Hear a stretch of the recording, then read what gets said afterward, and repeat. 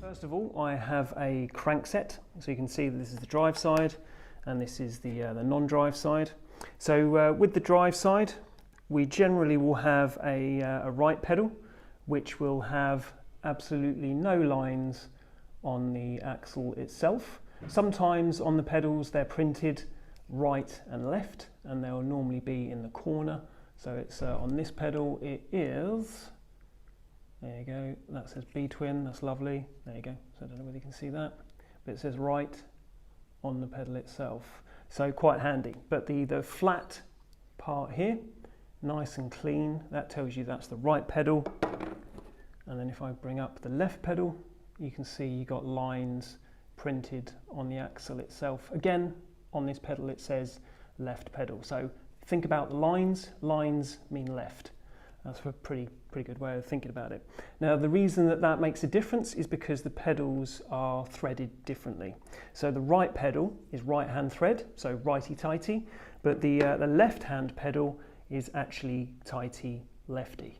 So bear that one in mind, guys, so not a normal thread. So you can normally also tell by looking at the thread itself. So if the thread actually goes up to the left, you know that it's a left hand pedal, and if the thread goes up at an angle to the right, then you know it's a right hand threaded pedal. So that comes into fruition whenever we try to put it into the crank. So this is the right pedal. What I'm going to do first of all is I'm going to put a little bit of grease on it, and that's going to make it lock into the thread a little bit easier. It's also going to mean that it doesn't catch all the swarf. So basically going to get a bit of red grease. You can actually use anti-seize, and I would suggest that you use that as much as you can. If you haven't got anti-seize, then a little blob of grease on there, and then you can rub that into the threads by using the other pedal, just going around, making sure that that grease gets all inside the threads. You can use your fingers as well, but obviously you don't want grease all over the bike. So once that is into the thread, so we're going to then put that into the actual crank itself. So this is the drive side crank, right hand pedal, and then we're going to put that in. So when we put that in, we're going to make sure that it is dead straight, not at an angle. If it goes in at an angle, it's going to cross thread it, and then eventually what will happen is the pedal will oscillate over time, and then it will strip the threads completely. The other thing is that the pedals need to be really tight when they're put in. So once we've got that dead straight, we're then going to turn it. If it gets a bit stiff, which sometimes pedals do, then it's best to back it off and then try it again, okay? Because that will probably mean that you've cross-threaded it. Bear in mind that we're talking really tight. So when you tighten it and it just catches a little bit, sometimes it can be beneficial to get your 15mm spanner and then just gently turn it, and then that can be enough just to kind of kick it over its tight spot.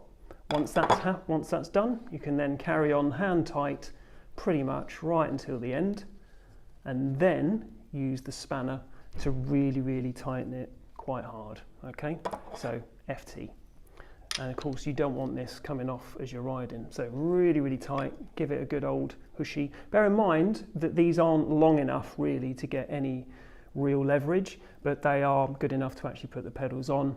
You might have to extend it. So just bear that one in mind, guys.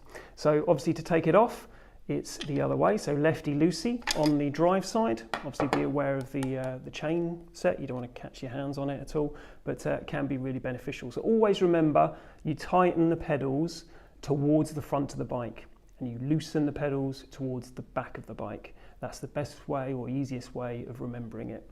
Okay, so that is that one. Bear in mind that sometimes you can get it where the threads, someone's tried to put the pedal in and it's just not going in, and they can't get it started on the threads, and it can be beneficial then to suggest putting the same pedal in the other side of the crank. Okay, so bear in mind that you're not going to be able to tighten it towards the front of the bike. In this case, you will have to go to the back because that is the way the thread goes, and this can really help because it can chase the thread out.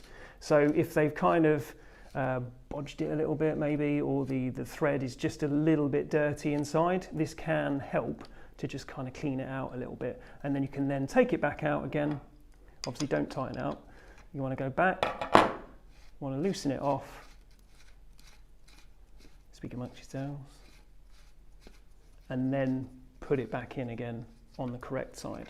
Hopefully the actual thread itself is not damaged. Again, making sure it's dead straight, and then tighten her up and then nip her up. Okay, hopefully that makes sense. Most of our pedals will also come with an Allen key fixing on the back. So you can actually use an Allen key to actually put these pedals in. So if I just show you that there. There you go, so you've got the Allen key fixing, and that will take a 6mm Allen key. I would suggest using one of our multi-tools, but you can also use a full-on Allen key.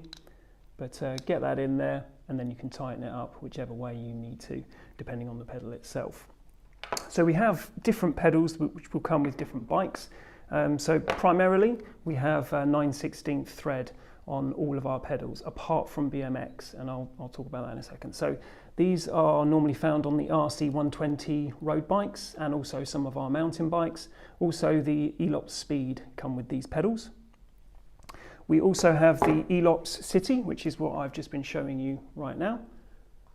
So they're generally kind of city pedals. You can't actually remove the reflectors on these, but you can on these ones. So you can actually fit toe clips, so quite handy. And also we have these ones.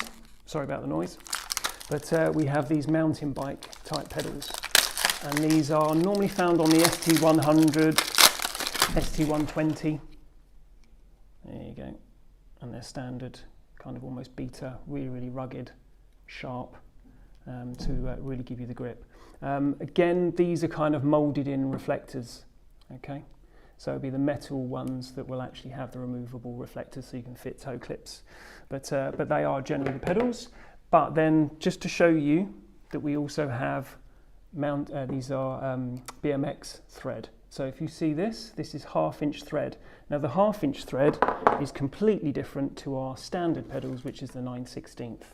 So please don't get those mixed up, okay? So these will not go in the hole for a 9/16, and try not to force a 9/16 into a 1/2" hole, which just won't work with the thread. So just bear that one in mind, guys. They are two different sizes.